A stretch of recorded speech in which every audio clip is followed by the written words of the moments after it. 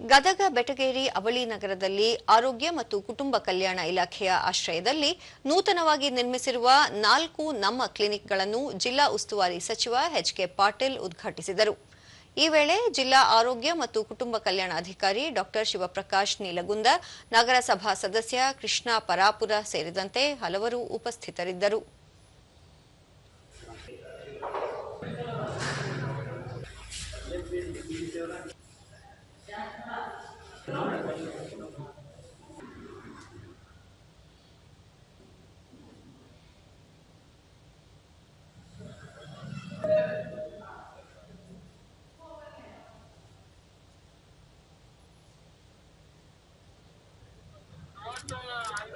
ಉದ್ಘಾಟನೆ ಮಾಡ್ತಾ ಇದ್ದಾರೆ. ಬಳಿಕ ಎಚ್.ಕೆ. ಪಾಟೀಲ್ 15,000 ಜನಸಂಖ್ಯೆ ಇರುವ ಕಡೆ ನಮ್ಮ ಕ್ಲಿನಿಕ್ಗಳನ್ನು ಆರಂಭಿಸಲಾಗುತ್ತಿದೆ.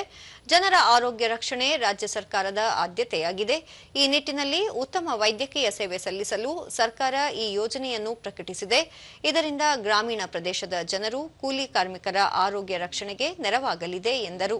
ಹಾಗೆ ಅವುಗಳನ್ನು ಕಾಳಜಿ ಮಾಡಬೇಕು.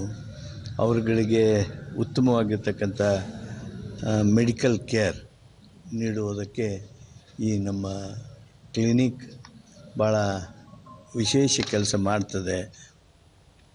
ಕೃಷ್ಣ ಪರಪೂರ ನಮ್ಮ ಕ್ಲಿನಿಕ್ಗಳ ಆರಂಭದಿಂದ ಬಡಜನರು ಮತ್ತು ಕಟ್ಟಡ ಕಾರ್ಮಿಕರು ಹಾಗೂ ಸಾರ್ವಜನಿಕರ ಆರೋಗ್ಯ ಕಾಪಾಡಲು ನೆರವಾಗಲಿದೆ ಎಂದು ಹೇಳಿದರು. ಪ್ರೈವೇಟ್ ಆಸ್ಪತ್ರೆಗೆ ಹೋದರೆ ಸುಮಾರು ನಿಮ್ಮದು ಒಂದು 700 ರೂಪಾಯಿ ಖರ್ಚು ಬರ್ತೈತಿ. ಬರೀ ಒಂದು ನೆಗಡಿ ಕೆಮ್ಮು ಅಂತ ಹೋದ್ರೆ, ಆದರೆ ಇಲ್ಲಿ ಸರ್ಕಾರದ ಎಲ್ಲ ಫ್ರೀ ಎಲ್ಲ ಇಲ್ಲಿ.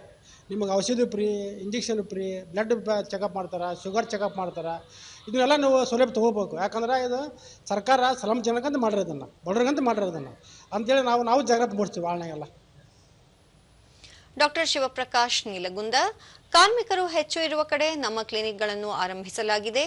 ಈ ಎಲ್ಲ ನಮ್ಮ ಕ್ಲಿನಿಕ್ಗಳು ಹಗಲಿನ ವೇಳೆ ಕಾರ್ಯನಿರ್ವಹಿಸಲಿದ್ದು ಆರೋಗ್ಯ ರಕ್ಷಣೆ ಸೇರಿದಂತೆ ವಿವಿಧ ಆರೋಗ್ಯ ಸೇವೆಗಳನ್ನು ಒದಗಿಸಲಾಗುತ್ತಿದೆ ಎಂದು ಹೇಳಿದರು.